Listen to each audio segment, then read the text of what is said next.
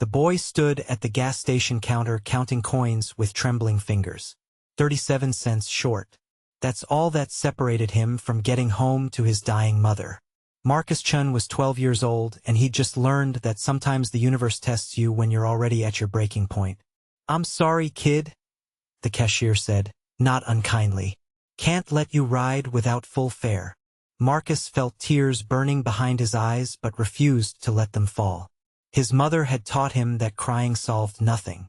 She was lying in a hospital bed 15 miles away, her cancer treatments draining what little money they had left. His father had abandoned them 3 years ago. Now it was just Marcus and his mom against the world. "Please," Marcus whispered. "My mom is sick. I need to get to the hospital." The cashier's expression softened, but the rules were the rules. Behind Marcus, the line was growing. Impatient commuters checking their watches, sighing loudly, making it clear that this poor kid's problems were delaying their important lives. That's when Marcus heard a voice from behind him. "I got you, young man." Marcus turned to see a homeless man standing there. His clothes were worn and patched, his shoes held together with duct tape, his weathered face mapped with years of hardship. But his eyes were kind. In his calloused hand, he held a single crumpled dollar bill. "Sir, you don't have to," Marcus began. "I know I don't have to," the man said gently. "But your mama needs you. That's more important than whatever I was going to spend this on." The homeless man placed the dollar on the counter along with Marcus's coins. Exact change. The cashier printed the bus ticket and handed it to Marcus. "Thank you," Marcus said, his voice breaking. "Thank you so much. What's your name?" "Raymond," the man said with a smile that transformed his weathered face. "Raymond Foster. You get to your mama now. Tell her she raised a good son." Marcus wanted to say more, but the bus was boarding. He ran outside, clutching the ticket like it was made of gold. As the bus pulled away, he looked back through the window. Raymond Foster was walking away, his shoulders bent, his last dollar gone. Marcus had no idea that this moment would change both their lives forever. What Marcus didn't know was that Raymond Foster hadn't always been homeless. 20 years earlier, Raymond had been a decorated Marine, serving 3 tours overseas. He'd come home with medals, trauma, and injuries that the VA hospital couldn't quite fix. The physical wounds healed eventually. The mental ones never did. PTSD had cost Raymond his job, then his marriage, then his home. The descent from war hero to street corner had taken 5 years. Now he survived on odd jobs, spare change, and the occasional kindness of strangers who saw past the dirty clothes to the human being underneath. That dollar Marcus received had been Raymond's food money for the day. He'd earned it holding a sign at an intersection for 3 hours. $1. Not enough for a meal at any restaurant, but enough for a convenience store sandwich. Now it was gone, given to a kid who needed it more. Raymond didn't regret it for a second. Meanwhile, Marcus made it to the hospital just as visiting hours were ending. His mother, Linda Chun, looked small and frail in the hospital bed. The chemotherapy had stolen her hair and her strength, but not her spirit. "Baby, why are you here so late?" she asked weakly. Marcus told her everything. About missing the bus fare, about the homeless man who gave his last dollar, about the kindness of a stranger who had nothing but gave everything. Linda's eyes filled with tears. "That man, Raymond, you remember his name?" "Yes, Mama. Raymond Foster. We need to find him," Linda said firmly. "When I get better, we're going to find him and thank him properly." But Linda Chin never got better. 3 weeks later, she passed away peacefully in her sleep. Marcus, now an orphan at 12 years old, was sent to live with his uncle in San Francisco. A man he'd never met. A man who turned out to be someone very different from what Marcus expected. David Chun was a billionaire. Marcus had known his mother had a brother. What he hadn't known was that David Chun was the founder and CEO of Tech Venture Capital, one of Silicon Valley's most successful investment firms. David had built his fortune from nothing, investing early in companies that became household names. The brothers had been estranged for 15 years, ever since Linda married Marcus's father against David's wishes. David had been right about the father being worthless, but Linda had been too proud to admit it.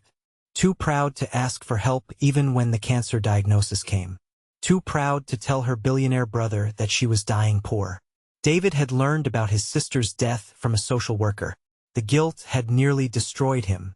Now, standing in the marble lobby of his San Francisco headquarters, David Chin met his nephew for the first time.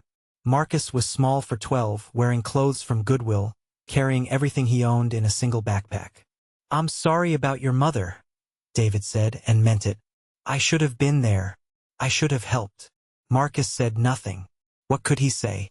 This stranger with his expensive suit and his tower of glass and steel had abandoned his mother when she needed family most. But David was determined to make amends. He enrolled Marcus in the best private school in San Francisco, gave him a bedroom bigger than the apartment Marcus had shared with his mother, provided everything money could buy except the one thing Marcus actually wanted: his mother back. Months passed. Marcus excelled in school despite his grief. He was brilliant with numbers, inheriting his uncle's head for business. But he never forgot Raymond Foster, the homeless man who gave his last dollar when billionaires like his uncle couldn't be bothered to help their own family. On the 6-month anniversary of his mother's death, Marcus made a decision. He would find Raymond Foster and repay him. Not just the dollar. Everything. He would change Raymond's life the way Raymond had changed his. Marcus started searching. Every weekend, he took the bus back to that gas station. He walked the streets asking about Raymond Foster. Homeless shelters, soup kitchens, street corners. Nobody had seen him. It was like Raymond had vanished. What Marcus didn't know was that Raymond Foster was dying. The years of living rough had taken their toll. Pneumonia had put him in the county hospital. No insurance, no family, no identification beyond a tattered military ID card that proved he'd once been someone who mattered. Raymond lay in that hospital bed thinking about the kid from the gas station, wondering if Marcus made it to his mother, hoping that one small act of kindness had made some difference in the world. Meanwhile, Marcus's search was becoming an obsession. His uncle noticed. "Who are you looking for?" David finally asked one evening. Marcus told him everything. About the bus fare, about Raymond's last dollar, about a homeless veteran who showed more humanity than most people with everything. David Chun sat back in his chair, processing this information. His sister had died poor while he lived in luxury. A homeless man had helped his nephew when David hadn't even known his nephew existed. The shame was overwhelming. "I'll help you find him," David said quietly. "I have resources. Investigators. We'll find Raymond Foster." It took David Chen's people exactly 4 days to locate Raymond. He was in County General Hospital, room 412, dying alone with no visitors and no hope. Marcus and David arrived on a gray Tuesday afternoon. Raymond was asleep when they entered. He looked even more weathered than Marcus remembered. Thinner, older, broken. "Mr. Foster," Marcus said softly. "Raymond." Raymond's eyes opened slowly. He stared at Marcus for a long moment, memory struggling to surface through the fog of medication and illness. "The kid from the gas station," Raymond finally said, his voice barely a whisper. "You made it to your mama?" "Yes, sir," Marcus said, tears streaming down his face. "Because of you. I made it because of you." "Good," Raymond smiled weakly. "That's good." David Chun stepped forward. "Mr. Foster, my name is David Chun. Marcus is my nephew. I understand you helped him when he needed it most." "Just gave him $1, Raymond said. "Wasn't nothing. It was everything," Marcus insisted. "It was your last dollar. You gave up food to help a stranger." Raymond's eyes drifted closed. "Your mama okay?" Marcus's face crumpled. "She passed away, Mr. Foster, 3 weeks after that day. But I got to see her because of you. I got to say goodbye because you helped me." A tear rolled down Raymond's weathered cheek. "I'm sorry, son. I'm real sorry." David had been making phone calls from the hallway. Now he returned with purpose in his stride. "Mr. Foster, I'm moving you to a private facility. The best care available. Whatever you need." Raymond shook his head weakly. "Can't afford that." "You're not paying," David said firmly. "Consider it repayment for helping my nephew." "Don't need repayment for basic human decency," Raymond protested. "Maybe not," David agreed. "But you're getting it anyway." Over the next 3 months, Raymond Foster received treatment that saved his life. Physical therapy for his war injuries, counseling for his PTSD, medical care that addressed decades of neglect. David Chun paid for everything without hesitation. But more importantly, Raymond received something he'd been missing for 20 years. Family. Marcus visited every day after school. They played chess, talked about life. Raymond shared war stories. Marcus shared his dreams of following his uncle into business.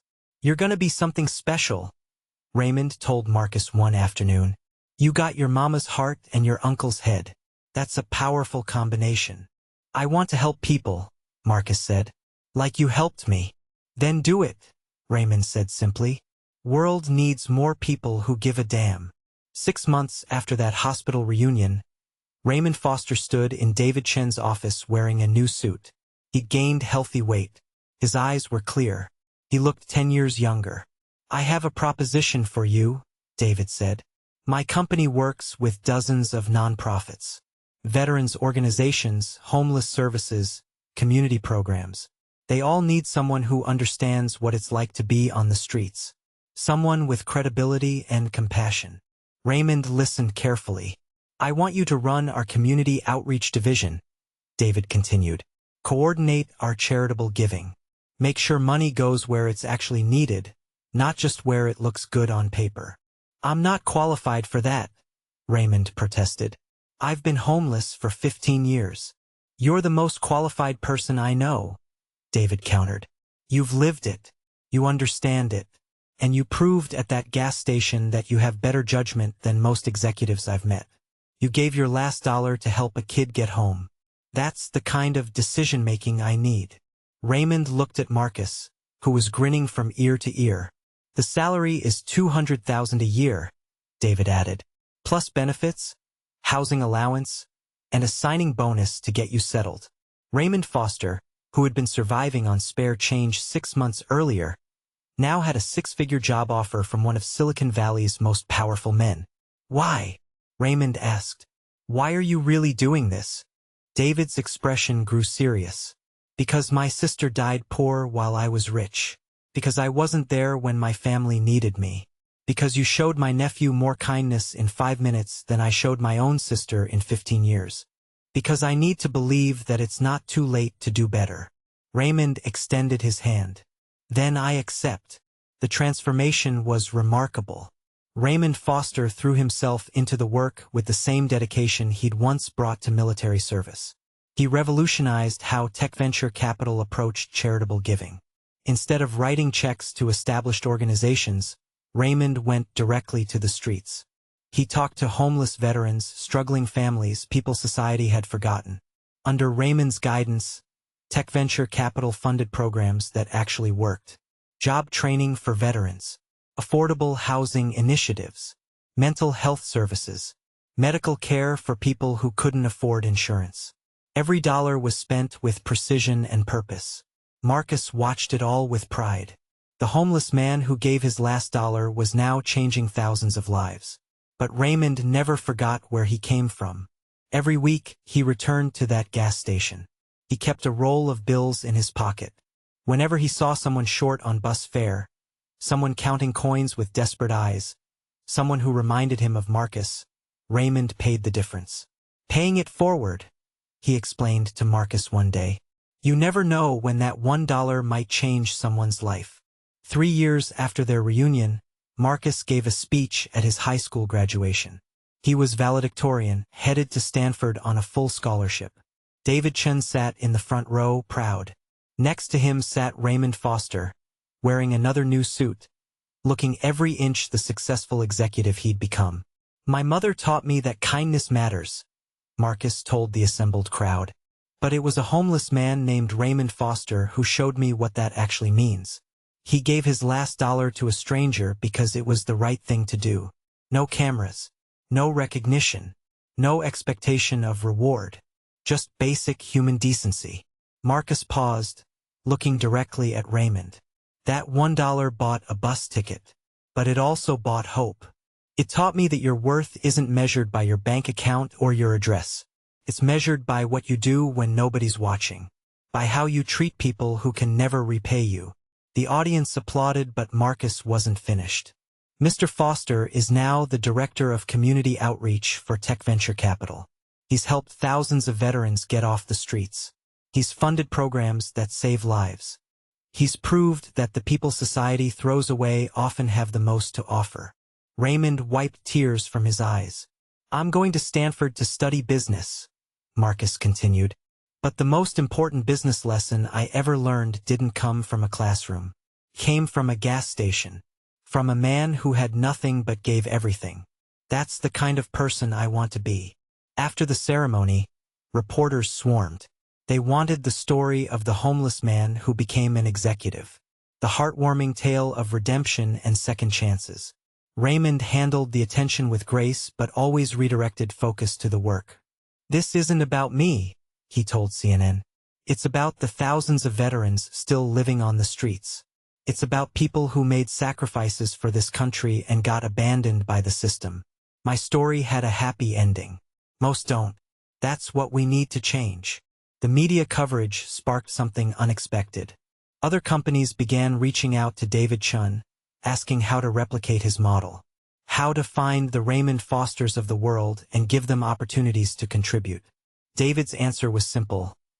Look for people who do the right thing when it costs them something. Character isn't what you do when it's convenient. It's what you do when it hurts. Tech Venture Capital's community outreach program became a blueprint for corporate social responsibility. Other firms hired formerly homeless individuals for their charitable divisions. The results were transformative. Programs became more effective. Money reached people who actually needed it. The gap between corporate charity and real change began to close. Raymond Foster became a national figure. He testified before Congress about veteran homelessness. He advised the Department of Veterans Affairs on policy reform. He never forgot that he'd been one of the forgotten until a 12-year-old boy remembered him. 5 years after that day at the gas station, Marcus Chun graduated from Stanford with honors. He joined Tech Venture Capital as an analyst, working directly under Raymond Foster in the Community Outreach Division.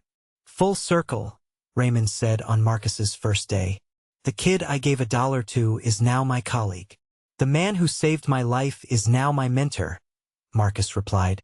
Together, they expanded the program nationally. Foster-Chin Initiative, they called it. A foundation dedicated to finding people who demonstrated extraordinary character in ordinary moments and giving them opportunities to multiply that impact. They looked for teachers who bought supplies with their own money. Single parents working 3 jobs to keep their kids in school. Veterans helping other veterans. People who gave when they had nothing. Those were the people who received scholarships, job training, startup capital. The initiative changed thousands of lives. But more importantly, it changed how society thought about worth and potential. The formerly homeless weren't problems to be solved. They were resources to be valued. David Chun, now in his 60s, watched his nephew and Raymond transform his company's mission. The guilt over his sister's death never completely faded. But seeing Marcus and Raymond work together, seeing the lives they changed, gave him something close to peace. Linda would be proud, David told Marcus one evening, of both of us. She'd be proudest of Mr. Foster, Marcus said. He's the one who actually lived her values. Raymond overheard this conversation from the doorway. Your mama lived those values every day, Marcus. She raised you right with nothing. That's harder than anything I've done. The 3 men stood in David's office, looking out over San Francisco. A billionaire who'd learned humility.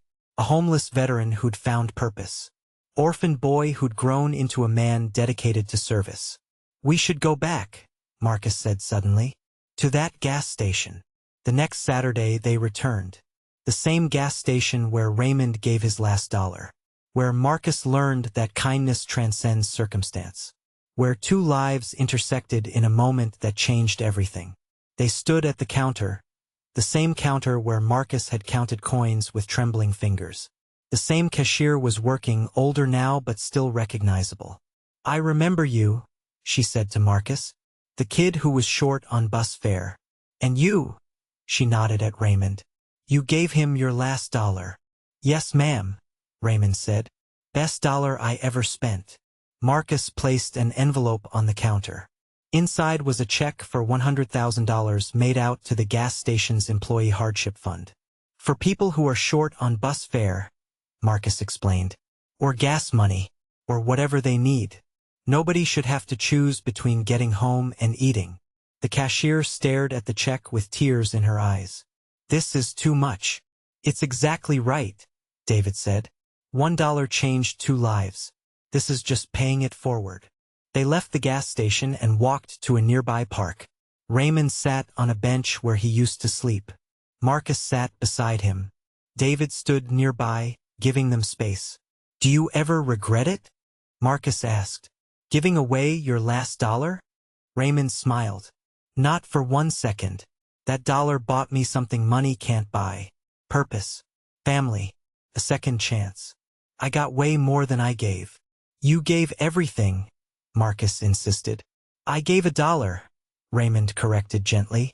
"You and your uncle gave me my life back."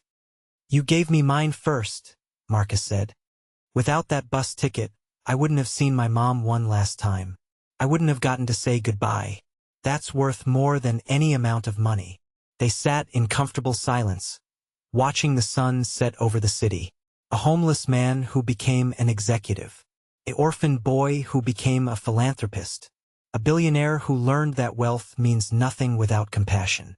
The story spread far beyond San Francisco. It became a case study in business schools about corporate social responsibility done right. It inspired legislation protecting homeless veterans. It changed lives in ways both measurable and immeasurable. But for Marcus, Raymond, and David, the real lesson was simpler. Character reveals itself in crisis. Kindness multiplies in unexpected ways. And sometimes, $1 given at the right moment is worth more than $1 billion hoarded forever. 10 years after that day at the gas station, Marcus Chun stood in his own office. He was 32 now, running the Fosterchen initiative full-time. The program had expanded to 50 cities, helped over 100,000 people, and changed how America thought about homelessness and human potential. Raymond Foster, now in his 60s, had retired from day-to-day operations but remained the program's spiritual leader. He still carried cash in his pocket. Still paid for bus fare when he saw someone counting coins. Still believed that small acts of kindness could change the world. David Chun had passed away peacefully 2 years earlier. His will left the majority of his fortune to the Fosterchen initiative with one instruction. Find the people who give when they have nothing. They're the ones who understand what everything means. On the anniversary of Linda Chen's death, Marcus and Raymond returned to her grave. They brought flowers and stories of the lives changed by her son and the homeless man who helped him. "We did good, Linda," Raymond said quietly. "Your boy turned out exactly right." Marcus placed a single dollar bill on his mother's headstone. The same dollar Raymond had given him 15 years earlier. Marcus had framed it, kept it all these years as a reminder. "Thank you, Mama," Marcus whispered, "for teaching me to see people's hearts instead of their circumstances." As they walked away, a young girl approached them hesitantly. She was maybe 10 years old, wearing worn clothes, her eyes red from crying. "Excuse me," she said. "I'm trying to get to the hospital to see my grandma, but I'm short on bus fare. Do you have any change?" Marcus and Raymond looked at each other and smiled. The cycle continued. Raymond pulled out his wallet and handed the girl a $20 bill. "Get to your grandma," he said gently. "And remember this moment. Remember that someone helped you when you needed it. Someday you'll have the chance to help someone else. Take it." The girl's face lit up with relief and gratitude. She ran toward the bus stop, clutching the money like it was made of gold. "Think she'll remember?" Marcus asked. "Doesn't matter if she does," Raymond said. "We remember. That's enough." They watched the bus pull away, carrying another child to someone they loved. Another life touched by kindness. Another link in an endless chain of human decency. The homeless man who gave his last dollar had taught the world a lesson. Worth isn't measured in dollars. It's measured in moments, in choices, in what you do when nobody's watching and nothing's guaranteed. Sometimes the people with the least give the most. Sometimes a single dollar changes everything. Sometimes the person you help becomes the person who helps thousands more. That's not just a heartwarming story. That's how you change the world. One act of kindness at a time. One last dollar given when you have nothing left. One moment of seeing someone's humanity instead of their circumstances. What would you do if you were short on bus fare and a homeless man offered his last dollar? Would you accept it? Would you remember it? Would you pay it forward? Share your thoughts in the comments. If the story moved you, hit that like button. Subscribe for more stories about ordinary people doing extraordinary things. Because the truth is, we're all one moment away from being either Marcus or Raymond. The question is, which one will you be?